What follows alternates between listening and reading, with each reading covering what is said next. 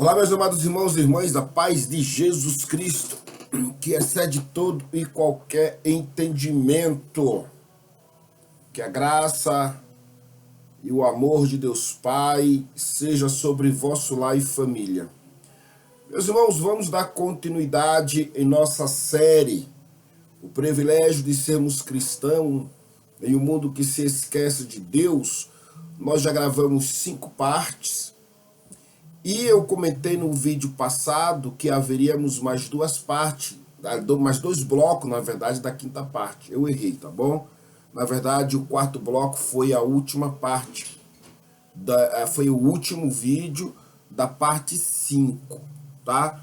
Eu terminei me atrapalhando aqui, peço desculpas, tá certo? Então, na verdade, nós vamos iniciar agora a 6ª parte e o primeiro bloco, tá bom? Se eu não me foge da memória, temos 8 partes, não me foge da memória, tá bom? Eu mesmo faço, de vez em quando eu mesmo dá uns brancos. Então é isso, é o primeiro bloco da 6ª parte desta série. E nesta 6ª parte, temos como subtítulo, né, o subtema, a esperança da igreja em tempos de crise. E o primeiro bloco, a nossa esperança está firmada em Cristo. É o primeiro bloco. E já vamos pensar sobre isso. Veja bem, ao olharmos para o mundo... Desculpe, estou me arrumando aqui. Eu já falei para os irmãos que eu tenho um probleminha de coluna. E por isso que eu fico um pouquinho, às vezes, desinquieto. Um problema um pouquinho, mas Deus sabe de todas as coisas, né? O Senhor opera até mesmo em nossas enfermidades. Eu creio profundamente nisso. Tá certo? Então vamos lá. Ao olharmos para o mundo, né, ao nosso redor, nós encontramos motivos que facilmente poderiam gerar medo e insegurança em cada um de nós. São guerras, violências, crises econômicas, desastres naturais, enfermidades, conflitos familiares e tantas outras dificuldades. E tudo isso faz parte da realidade humana, ou da humanidade. E em meio a todo esse cenário, muitos vivem sem direção, procurando respostas onde jamais a encontrarão. Procurando paz, uma paz verdadeira, também aonde jamais a encontrarão. Entretanto, a Igreja de Cristo, ela possui uma esperança que não depende das circunstâncias da nossa existência. A nossa esperança não está, ou a esperança da igreja, e nós fazemos parte dela, então a nossa esperança ela não está fundamentada na estabilidade dos governos, na economia, na ciência, ou na capacidade humana de resolver os seus problemas, os seus conflitos. A nossa esperança está firmada em Jesus Cristo, o Senhor da história, aquele que reina soberanamente sobre tudo e sobre todas as coisas.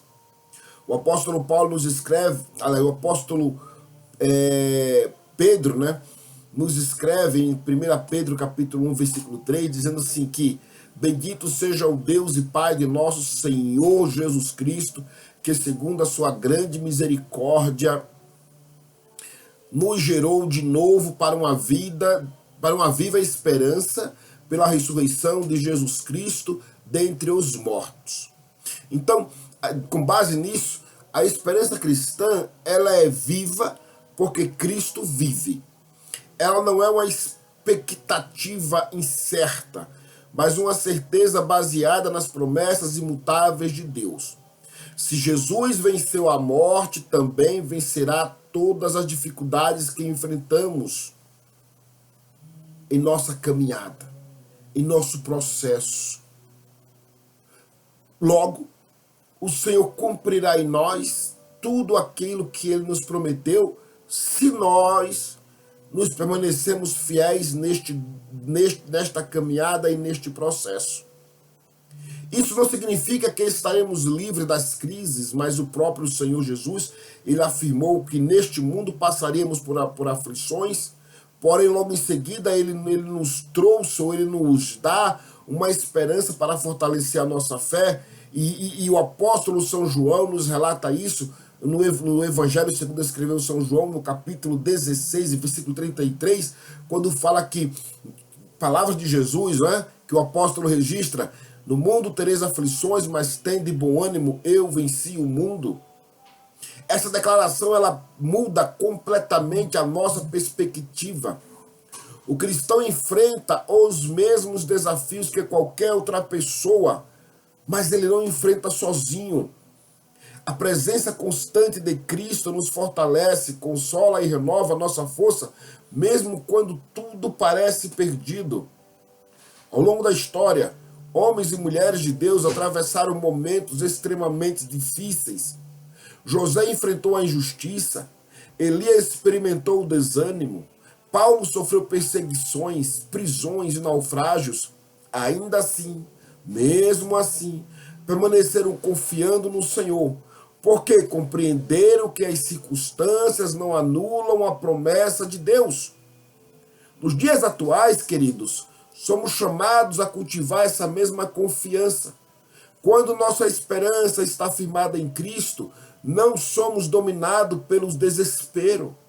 Podemos até chorar, podemos até sentir dor, ou enfrentar perdas terríveis, mas continuamos caminhando com a certeza de que Deus permanece no controle e faz cooperar todas as coisas para o bem daqueles que o amam. A igreja tem a missão de anunciar essa esperança ao mundo. Enquanto muitos proclamam medo, nós anunciamos a paz. Enquanto muitos falam apenas de derrotas, nós devemos proclamar a vitória conquistada por Cristo na cruz. Enquanto tantos vivem sem perspectivas, apontando para tanta situação, nós apontamos para a esperança da vida eterna, e não só de palavras, mas com atitudes, com ação. Enquanto muitos vivem murmurando, ó vida, ó vida, ó vida, nós olhamos para Cristo, que é a nossa vida e a nossa força. Em tempos de crise, Deus continua sustentando o seu povo.